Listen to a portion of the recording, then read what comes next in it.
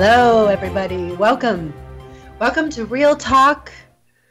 I'm your host, Hillary Ramo. Today, we are going to be talking about some very important things: internet censorship, power of platforms, media, and all kinds of stuff. In the United States, censorship can be seen through the warrantless monitoring of emails. In nations like Saudi Arabia, the monitoring is much more visible. Internet users in public are videotaped there, and their names are given to authorities. In nations like Ethiopia, it's even worse. In China, more than 1 in 4 websites that are normally accessible through Google or other search engines, they're blocked through a 4-level filtering process. The number of media websites that are blocked by the Chinese government, 923.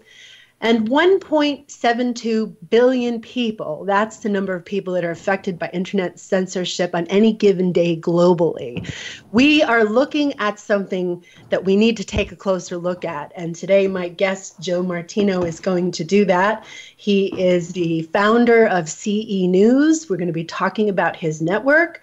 I also want to throw an interesting statistic out there to people, and I wonder how many people could answer this question and say yes or no. Did you know Google searches only access approximately 4% of total information? That's right, 4%. The rest is stored in what's called the deep web, which is accessible by a special server only. Now, I first found that out in 2015, and I became increasingly more and more interested and curious about this deep web. Now, you normally hear that it's for criminals, it's where black markets take place. You can buy drugs and people and all kinds of bad stuff. All the baddies live in the deep web.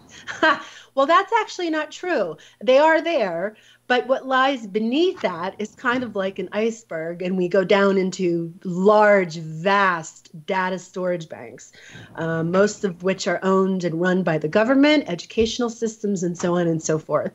So if you have a business out there and you're online, which I'm sure most people are, have you ever noticed that sometimes your traffic seems to just take a nosedive? Nobody seems to notice any of your content that you're posting. Well, you're not alone, and this is what we're going to be talking about today. So Collective Evolution, CE News, is a conscious media and education company dedicated to helping humanity address the real challenges we face and bring solutions to the forefront. They do that through news media, reporting on world events through a truly neutral lens, something that's very hard to find these days, and exploring the role that these events play in the evolution of human consciousness. Through personal transformation, by providing viewers with the solutions and tools necessary to build self-awareness, step out of old paradigms, connect with self, and be an integral part of changing the world. Imagine that. So I'd like to welcome Joe Martino. Welcome to the show. Hey, thank you so much for having me.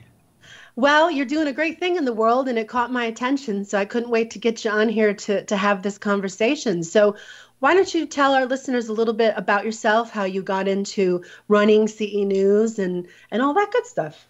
For sure. I mean, I always tell people I was never, I guess you could say, passionate, nor did I ever see that my future was going to be in utilizing media as a tool to sort of, spread a message. Journalism and all that sort of stuff was never on my mind growing up. It was entirely, you could say, an accident that, I ended up in journalism like this. But ultimately, I was, young in high school and coming into college and feeling very sort of down and out about what the future looked like in terms of just being someone that hops into university or college, gets a degree, goes on and lives their life, and has a family, and you just kind of, the rest is history, right? That's kind of the story that humans have to some extent been playing out for quite a while. And that once I got into university and college, and that reality started to get stronger and stronger, and I was doing stuff that I really didn't like, and nor did I enjoy doing. But further to that, I was also feeling, pretty well my whole life that there was just something more to what was going on in the world. And there was a lot of things that you saw happening that didn't quite make sense. And I decided, well, why not look into this stuff a lot more? And the more I did that, the more I started to realize that a lot of my inklings about the world were, in fact, true, in that there were a lot of things going on behind the scenes that we weren't really told about. And so that journey of searching a lot of that stuff, coupled with having to address the very thing in front of me, which was that I was not happy doing what I was doing in college or university, led to a point where I started to dive into personal transformation a lot more. So how were my beliefs formed? How did my ideas of the world even come to be to begin with? Who really am I? All these different things that, really are questions that sometimes are not really all that addressed in the regular education system. So as I started to do that, I started to realize, hey, there's a real appetite. There's a real calling for content that is not only going to look at the world from the standpoint of here's what's going on behind the scenes that the mainstream media might not talk about, but further to that, there's perhaps a better way of looking at it than just either through a political lens, the left or the right, or even through this sort of judgmental lens of like, hey, this is horrible and we need to fight these people and this. What happens if we looked at it in a different way and sort of even asked, why do the things that happen in our world really come about? How does that happen? So through that whole journey of that exploration, year after year since founding Collective Evolution in 2009, it has further expanded from, just being sort of like a blog at the very, very beginning to eventually covering news and then eventually, creating podcasts, documentaries, regular videos to now having a full-blown on-demand streaming service that we call CETV that explores a lot of news and media content as well as personal transformation and so forth, all geared towards helping to wake humanity up to what we're truly capable of and the changes that we need to make here on the planet.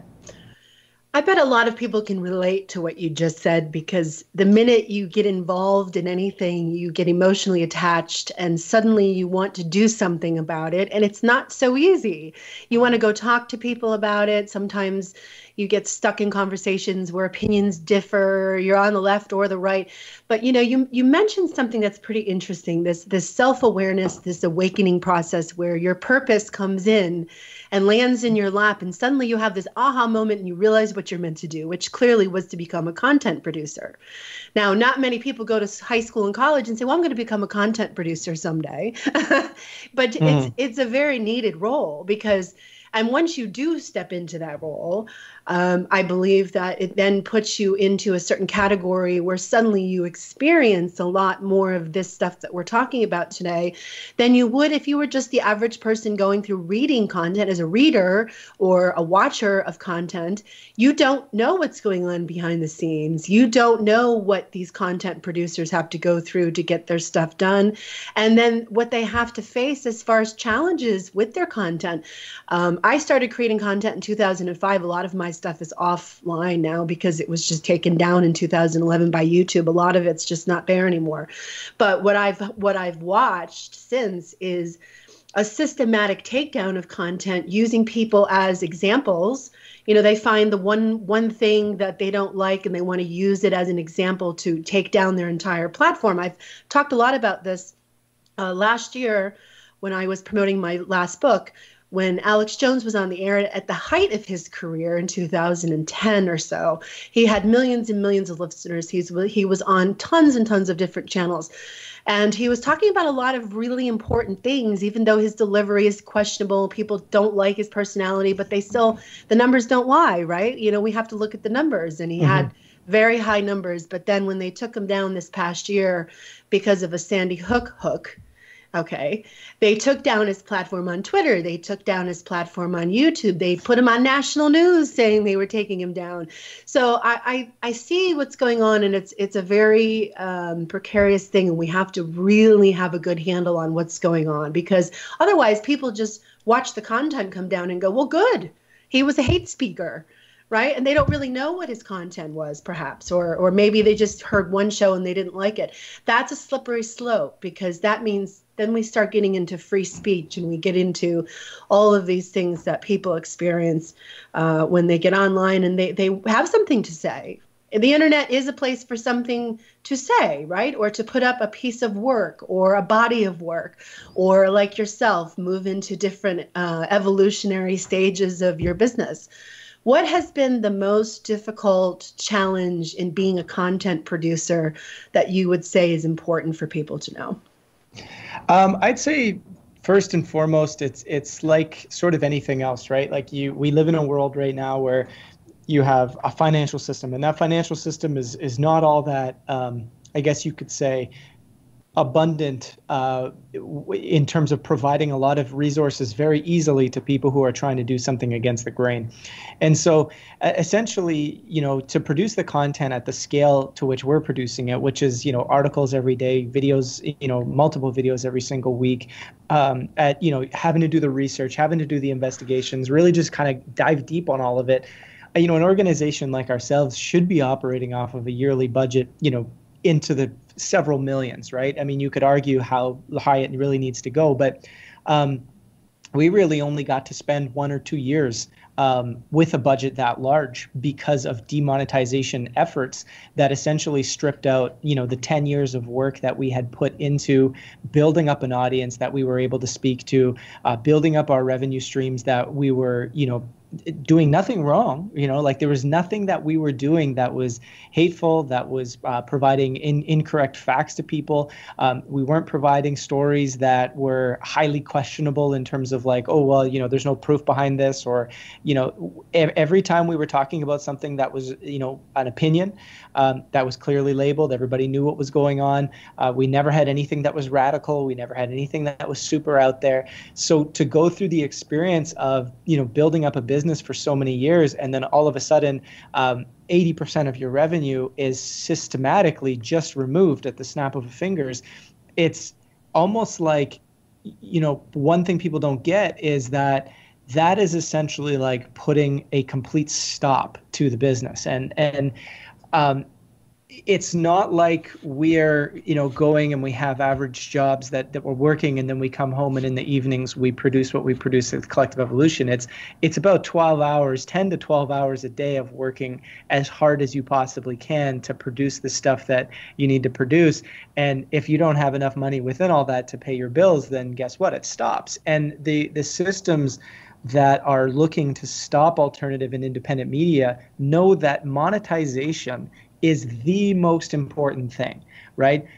I can be removed from Twitter, for example, and it's not really going to affect me all that much.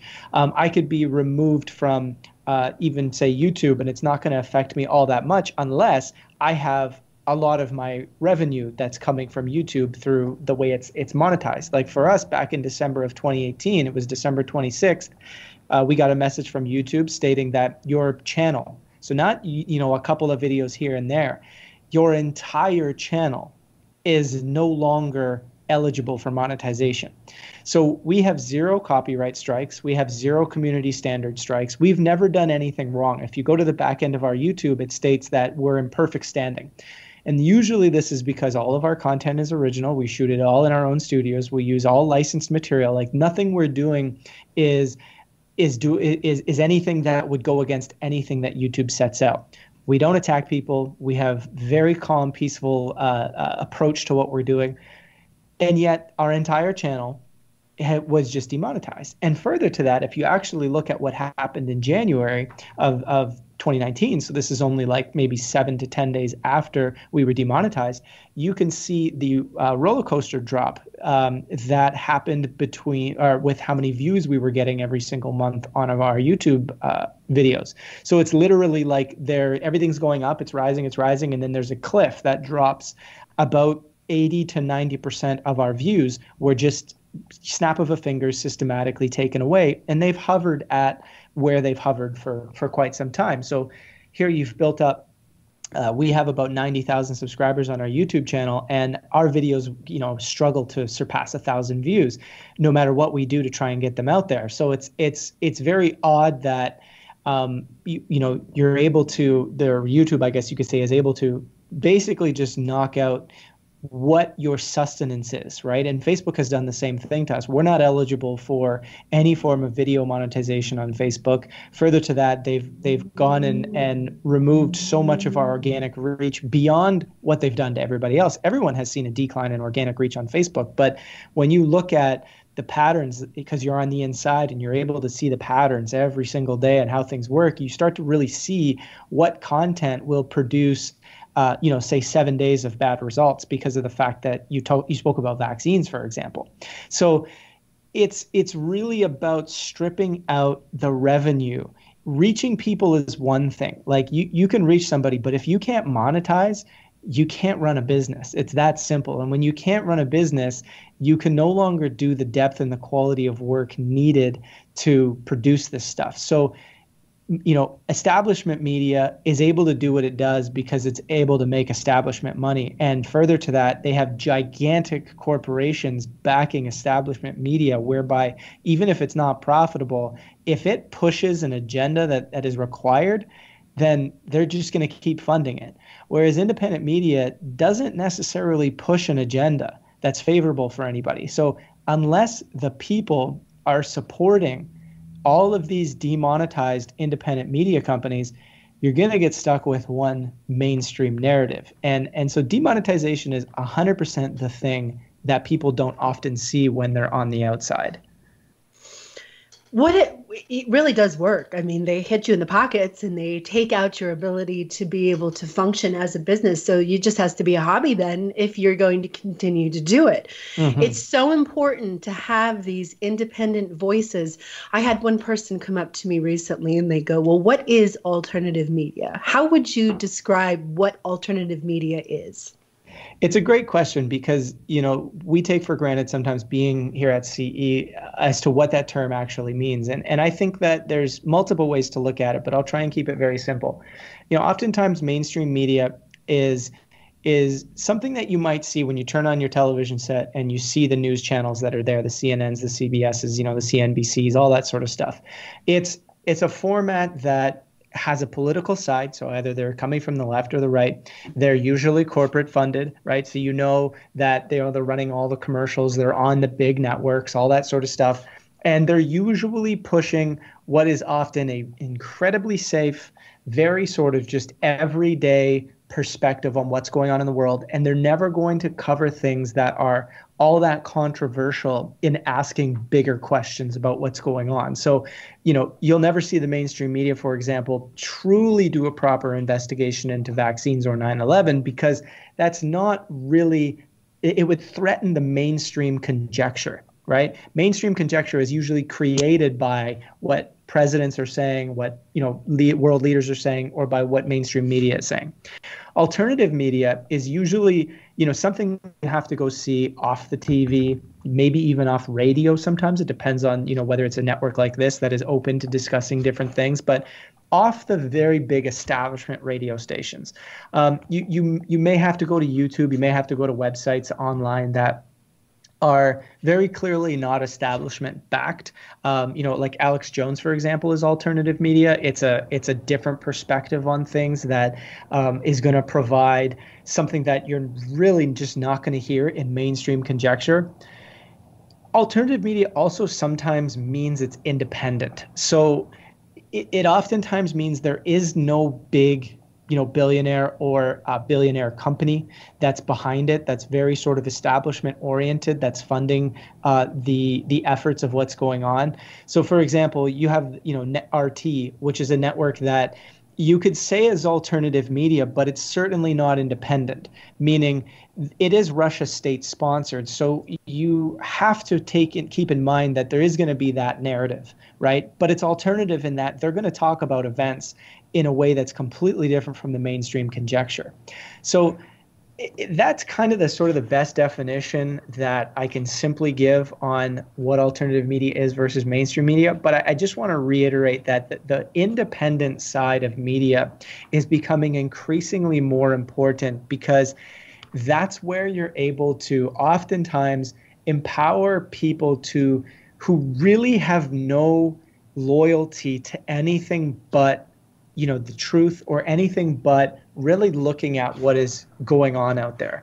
Because a lot of alternative media can often be very politically oriented as well. And so it's important to kind of, when looking at either the mainstream or the alternative, to really ask the question, what political motivations are behind the people that are creating the content here?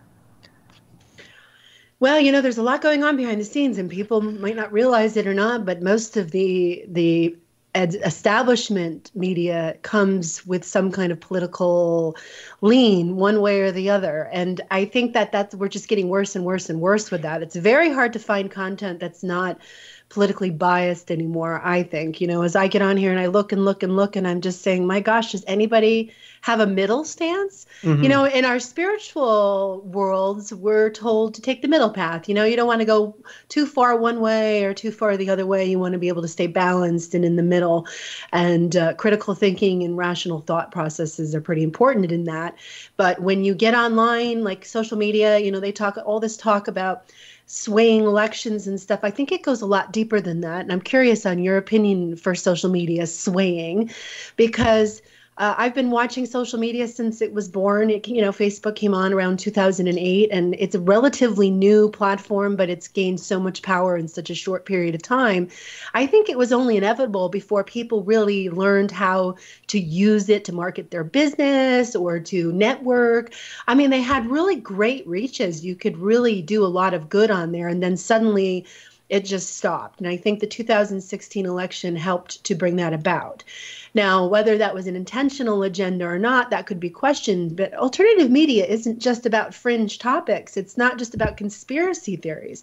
You have very important content on your site. As I was looking through it, Collective Evolution, I was looking through it preparing for this show, and I said, it's so refreshing to see headlines that aren't necessarily trying to make you believe something just in the headline, even, because on social media that happens a lot. We see a lot of clickbait type stories go up through your news feed, and people will just react to the headlines. They don't even bother to read the article to see what date it came out. It could be 4 years old, but if it says something that triggers all of their stuff, they share it and move it on. It's kind of like a viral disease, in a sense, a disease of consciousness. What do you think about this whole use of social media to sway opinions and sway things this way or that?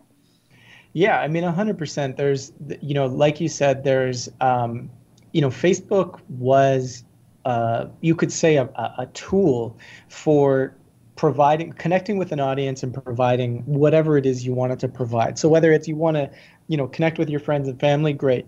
Whether you want to say, hey, here's a message I have to share. I want to, generate a following and reach them. Great. Ultimately what Facebook did, just from the sort of basic perspective, is they utilized content creators to create a platform that was highly attractive, that kept users on the platform. And they let them build up and build up. And they promised everybody, hey, build an audience here, build an audience here, spend money to build an audience here. Like, do whatever you can to build an audience here. And a lot of content creators, including us, did that, right? And then what happened was they just kind of pulled the old bait and switch in 2016 and said, you know what? Thanks for building this audience. Thanks for making us the richest one of the richest companies in the world. Thanks for, bringing these, billions of people here and all their data here. Screw you. And they just pulled the rug out. And all of a sudden, they sold it. They sold it to the data companies that they were mining right. the data from. Yeah. Absolutely. And so now all of a sudden you're like, wait, I just spent the last 7 years doing what you told me to do, which was to build an audience here. And I was reaching that audience. And then you turned around, and instead of saying, hey, thank you for building this for us, you said, thank you for building it for us. Now we're rich and you're going to go over here. So when it comes to swaying public opinions in relation to that whole story, I mean, what started to happen was not only was there a highly sort of profitable opportunity there for, Facebook and the owners of Facebook and so forth, but there was also a lot of political pressure that you could say, maybe some of the insiders at Facebook are pushing for this too. Maybe it's voices within, some sort of power elite and so forth that are instructing Facebook to do this. But either way you look at it, you have to be able to see that once that 2016 election was gaining a lot of steam, and once it sort of, went the Trump direction, you could say, the Hillary camp and the world at that point started to look at this whole fake news thing as that was the reason why the election didn't go as it was. And realistically, people still hold the perspective that, he stole the election and that it was all a manipulation and this, that, whatever, and all this stuff, which really there's no evidence for. And whether you're for or Trump, it doesn't really matter. The point is that the social media discussion has become this idea that it got out of hand, and there was so much fake news and false stories that were going around, that it somehow shaped people's public opinion in this really negative manner. And it's interesting because if you really look at it, you could say that some stuff that happens on social media shapes people's public opinion. But the mainstream media is on social media as much as everyone else is. It's just they were worse at playing the game, meaning they didn't know how to actually get into people's interests and make something viral. And so alternative media had the ability to do that. And it got so strong that people were not necessarily being swayed, they were seeing a different perspective. And because the truth of the situation is that mainstream media was always able to sway public opinion to exactly what they wanted. And now all of a sudden, there was this, new game in town, if you will, that was saying, hey, that's one way of looking at it. Here's another way to look at it, and you tell me what you think. And as people started to do that, they started to go, wait a minute, mainstream media may not be giving me the full picture, and there might be a completely, even maybe multiple other ways of looking at this, not just one other way, but maybe 4, 5, 6, 7 other ways to look at this. So all of a sudden now mainstream media had a lot less power. And when that happens and you start understanding the relationship between mainstream media and intelligence agencies, thus mainstream media and powerful elite figures who have always been able to sort of control, whether it be presidencies, whether it be public conjecture and on all that, you start to realize that the most powerful people in the world no longer had a propaganda tool that they fully could utilize to create a public conjecture around something. And so now what happened was, well, social media is acting as this connector that is giving people access to information they didn't necessarily have access to in the past. And so social media now had to reel in the reach that people had on social media so that they could go back to swaying public opinion very easily.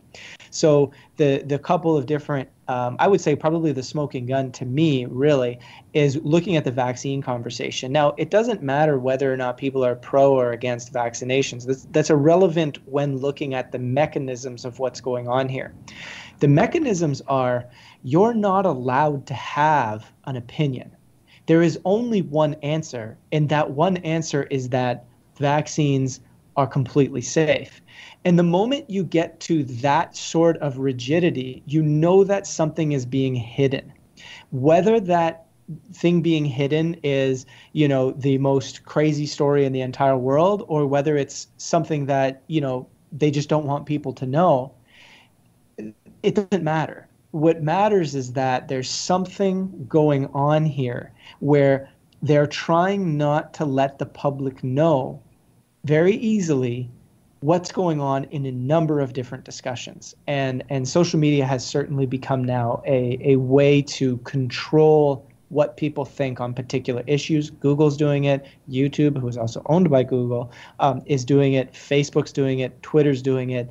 And you could pretty much just say the sort of the front page of the internet, which is Google in a lot of ways, has become something that basically says, this is what we want you to think. Well, if anybody listening out there has any second thoughts, you need to listen to this show again and again and again until you sink in, because what you just said, you just hit it on the head. It's the same thing I've observed, and other people have expressed it as well. And unless you really know unless you know the industry or you have some kind of, way of working within it, you really don't know what's going on. So I think this is so important to talk about, because otherwise people end up getting lost and very divided, and it's very intentional. But you hit it on the head with this, I think, and the content and the conversation, when it comes down to not being able to express your opinion or what you think about something, or even question it, then we have a big problem. And I think we have a big problem. And I think that the narrative, what they found in their quote swaying, it didn't go the way they wanted it or the way they expected to. And my own personal opinion is that alternative media was responsible for the supposed upturn about the election, where suddenly Donald Trump's in charge. because he went on Alex Jones's show and he had a full conversation to his audience, and he spoke the talk about the New World Order and the Clinton and all this. He said all the right things. So he ignited a large audience, and they thought maybe he was coming in to help change a lot of this stuff. And when I can't even have that conversation with people anymore. I was able to have it more around that time. I was hosting a political show, so it was kind of I was allowed to talk about that, and people were fine with the conversation. But you try to hold that same conversation now, and it's immediate shutdown, because it's I hate Trump no matter what. And no matter what you say, I don't agree with, because I hate Trump. And now you like Trump. You must like him because you don't hate him. Right. And so the conversation just gets shut down. So couldn't it be a formula then for pretty much anything? So you could replace Trump with vaccines. You could replace Trump with anything. And the same formula will work for shutting down public opinion, all for control of the narrative so that you do exactly what your leadership wants you to do. How do you overcome that? Well, a lot of it is understanding the mechanism. I mean, I've spoken with a lot of people over the course of the last, you could say, 2.5 years, where, they're always confused. Whose side are you on, right? Which from the beginning with collective evolution, I mean, we don't choose sides. I don't care about the political spectrum. I don't care about who's supposedly going to be the president or whatever it might be of a particular country or whatever whatever's going on. My thing is empowering humanity, and the real obvious situation, which you've touched on, is that unlike something that has ever happened before. Like ever, nothing even like Bush Jr. is the type he was the type of president, you could say, in the U.S. where you could almost make a joke, and it did happen to a pretty decent extent, but you could almost make a joke about every single speech, every single thing that guy did. He was laughable beyond laughable, just in terms of a character. He didn't do anything that was all that bright or good for a lot of people, you could say.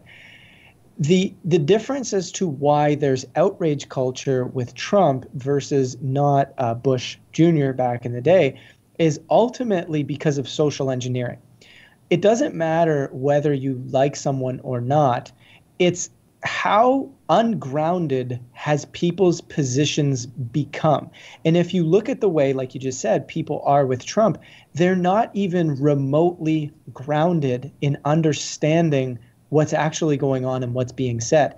Everything reverts back to the classic terms that are used to make someone enter into outrage. So, racism, whether it's sexism, whether it's, he's the most horrible person in the world because he's putting children in cages, whatever it might be, people aren't realizing that this sort of stuff is either manufactured, very factually. You can look at this and you can see that a lot of the narratives are manufactured. They're not actually true. It's a lot of clips taken out of context and pieced together to create a story that didn't actually happen.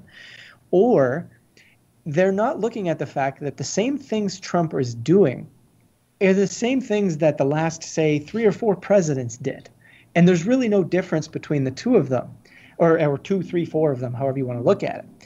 But why all of a sudden is there complete and utter outrage? And that's kind of the first layer of the conversation that I like to have with people and helping them overcome this sort of idea that it's like you don't even know why you're mad. You're just mad. And the reason why you're mad is because you've been told by everybody that you're supposed to be mad. And that's it. It's really, there's nothing factually taking place that should create more outrage now than in the past. And that there is 200, 300, 400, 500 times more outrage now than there was in the past.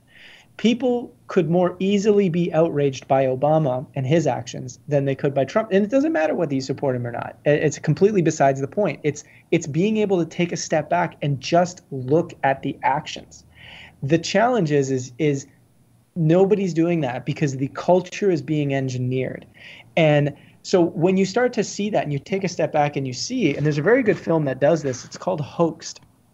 And the distribution on it unfortunately hasn't been like super incredible, and so a lot of people don't know about it. But you can just search on Google "hoaxed movie," and it's essentially a movie that was made by a few people that were looking at exploring what happened to the media during the 2016 election, pre and post, and exploring a lot of the claims that shaped public perception that came from mainstream media, and then determining, were these claims, were these stories actually true? And then it looks at breaking down the evidence to see whether or not they're true.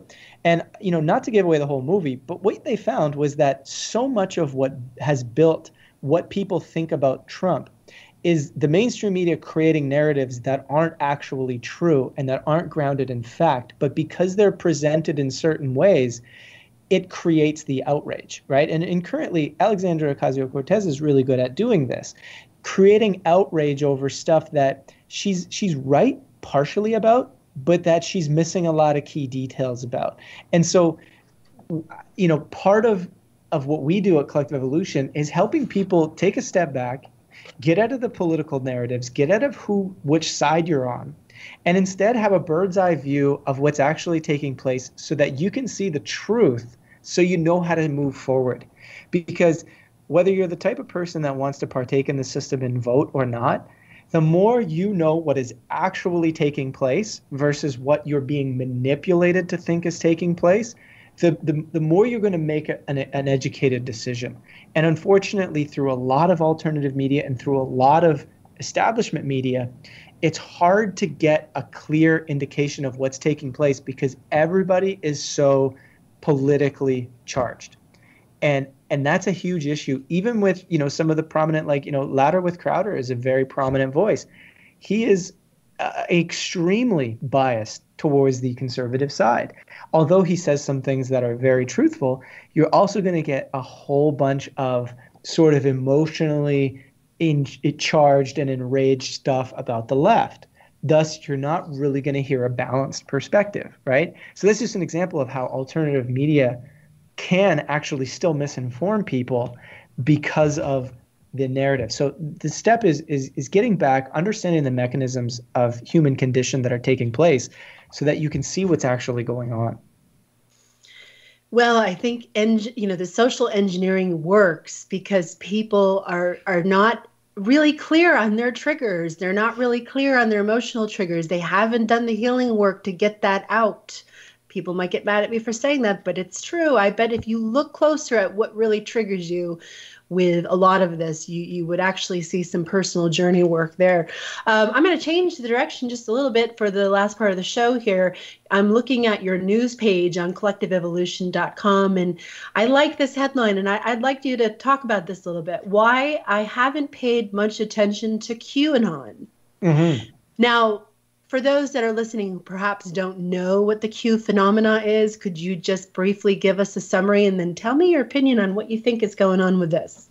For sure. So in a very simplistic point of view, the story of Q or QAnon is that there's an alleged, whether you want to say single insider or multiple insiders, however you want to look at it, that is close to Trump, that is, allegedly working with Trump, has been leaving breadcrumbs or pieces of information that are information often called intel drops or Q drops that provide people with tools to begin doing research to understand what's going on in the world, but also to try and sometimes give some proof to that based on what Trump is going to do next or what this quote unquote alliance is going to do next. Now, along with that narrative is this idea that they're working to take down the deep state, which is a very interesting and you could say useful idea because it is important that a power elite that is currently doing a lot of this social engineering and so forth, it would be worthwhile for them to sort of be dethroned, not have as much power, not have the ability to manipulate the public so much, such that the humanity can kind of get out of this stuck state that they're in and start exploring themselves a little bit further. So there could be value in doing that. So that's essentially what Q is. The idea is it's an alleged insider close to Trump that is working to remove the deep state or drain the swamp, however you want to look at it, i.e. to save America.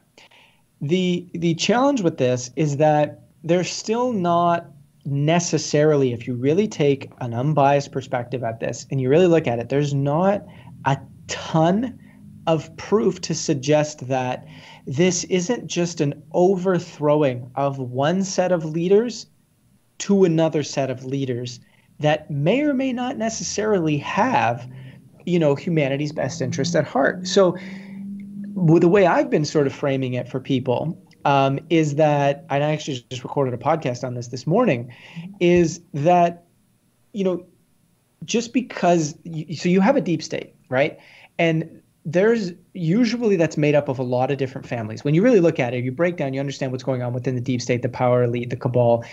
There's a number of families that have been long holding this power over the global systems that exist today in our world.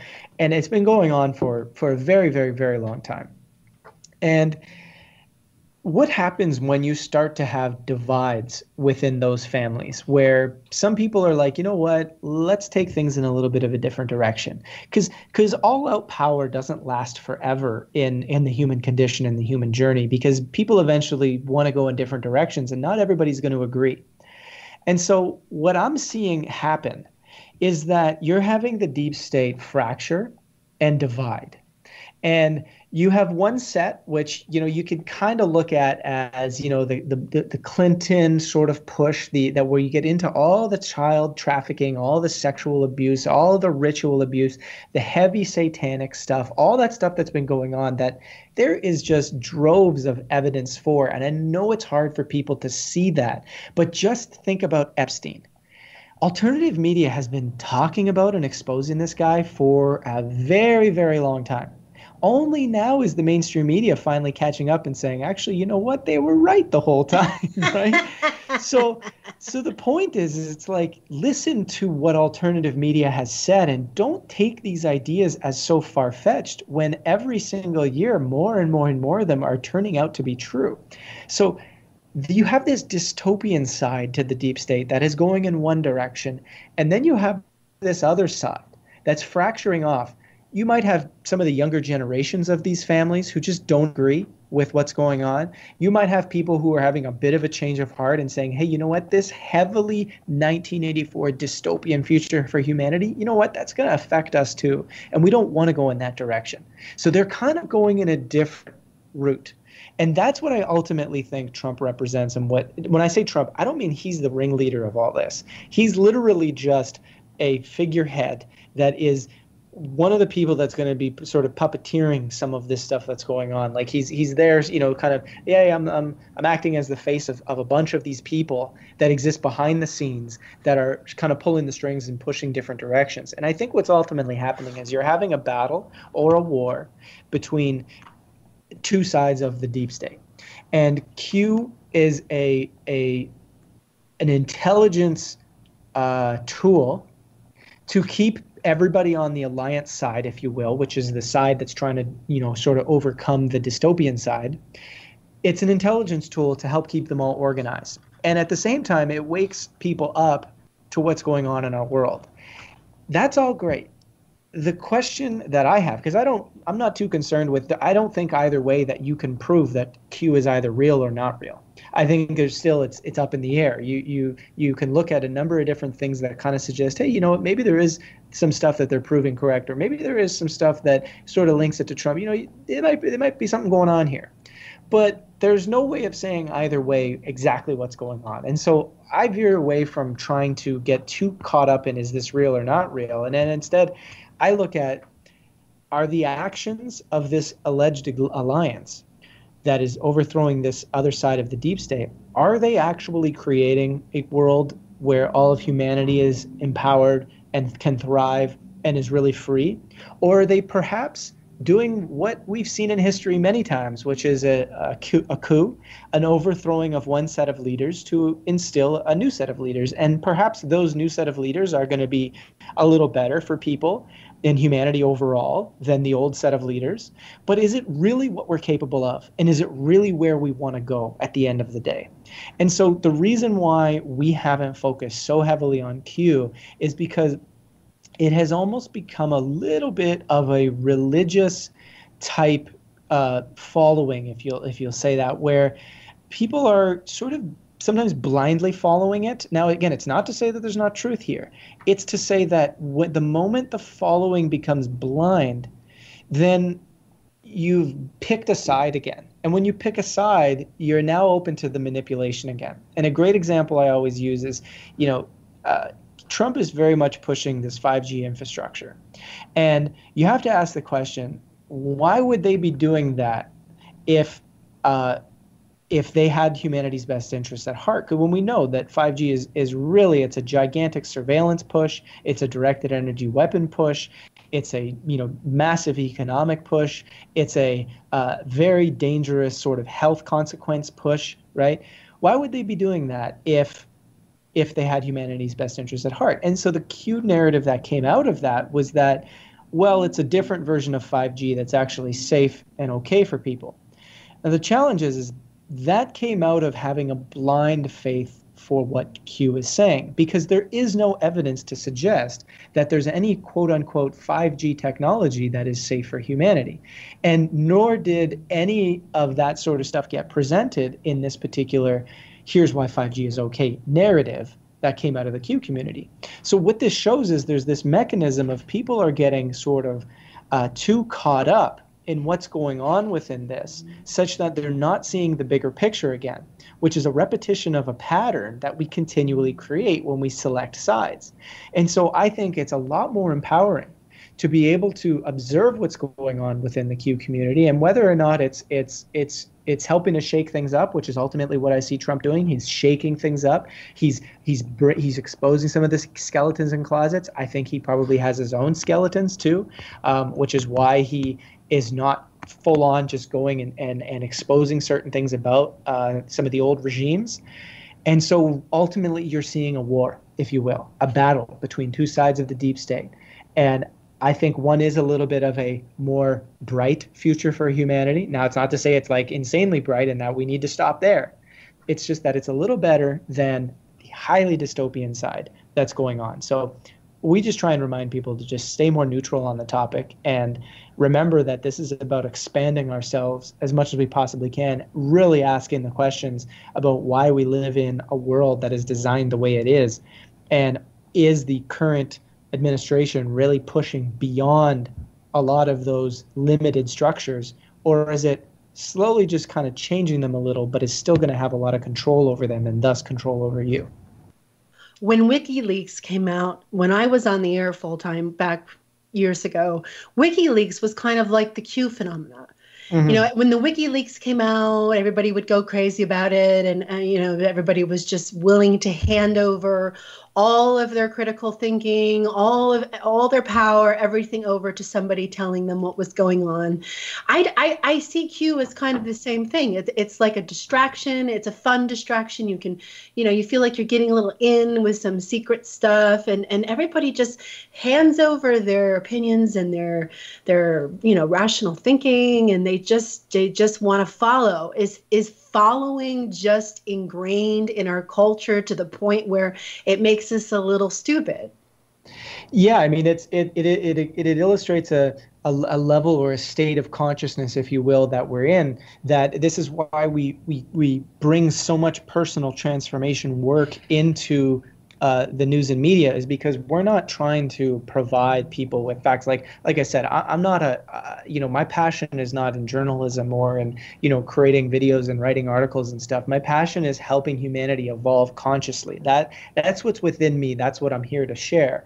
And I just use, journalism and videos and articles and podcasts to help people do that, right? So first and foremost, that's what I'm here to do. And so why we do that is because the news and media, the events that happen in our world are simply a reflection of our collective state of consciousness, or you could even look at it as your individual state of consciousness in certain ways. Now, not every world event is going to necessarily show you something about yourself, but there are a lot of times where world events they do reflect how we operate. So for example, when we're giving our power away to someone else all the time to take care of it, it illustrates this lack of self-responsibility that we often have in the way we live our lives on a daily basis, where we want someone else to take care of us. We've been used to government and the culture of government for a really long time. We're sort of like a child, and the government is the parent, and they're going to be there to tell us what to do and to make sure everything's okay and whatever it might be. The challenge with that is at some point, humanity does have to grow into that adult stage. And when you become an adult, you become self-responsible to your own well-being and what's actually going on. And that's got to start to come into play within the systems and structures that we have in our world. Otherwise, we're always going to use them as the thing that takes care of us, which means we have to give up our power to someone who runs them, which means that person then has the ability to always control the masses. And that's the journey that we're going through in waking up to what's happening, is that we are starting to have to question, do the patterns that we just sort of blindly follow, whether it's following a new savior or whatever it might be, following the latest politician, the one who's, here to save the day, is that really empowering us? Or are we kind of just saying again, all right, here, you go do it, and I'll just kind of sit back here and sort of do nothing? And so the personal transformation is about becoming a self-responsible and empowered individual within your own life, so that you can then take actions within your life that is from that state of being versus the more victimized, or I will give you my power to go do my bidding for me state of being, which is where we are today. Now, the kicker to that, and this is where you start getting into the metaphysics a little bit, but this is where a lot of our cutting edge science is actually leading. It's what ancient mysticism has shown for many, many, many thousands of years, but cutting edge science is now starting to really understand this over the last decade, is that our consciousness, our state of being, the energy we hold and how we perceive our world creates the physical world around us. Meaning, if we're not the self-responsible individual and we just go and we vote and we just give our power up to other people, we can expect that we're going to continue to create the same physical world, i.e., the same economic systems, the same challenges that we face, the same wars, we're going to create it all over and over and over again, as we have been for many, many, many decades. But if we begin to actually shift our consciousness and we personally transform into these self-responsible individuals, and people think, hey, well, that's not going to make an impact in the world. It does, because that is the framework. That is the most core to the foundation of how our world is created. So humanity can literally dissolve the need for this deep state, this cabal, this power structure, by shifting their consciousness. And so the approach we take is show the world events, talk about the world events, bring it back to personal transformation. That creates new actions in our world. Those new actions create a new energy. That begins to create a new world. Whereas when we step back and we forget about the whole personal transformation level, the whole metaphysical level, the foundation of this whole thing, then we're not actually going to create the physical world changes that we're sort of being promised or that we know is possible. Well, on that note, we are out of time, folks. Joe Martino, Collective Evolution News. Go check out the website. Free yourself. You're listening to Real Talk Radio with Hillary Ramo. Until next time, take care.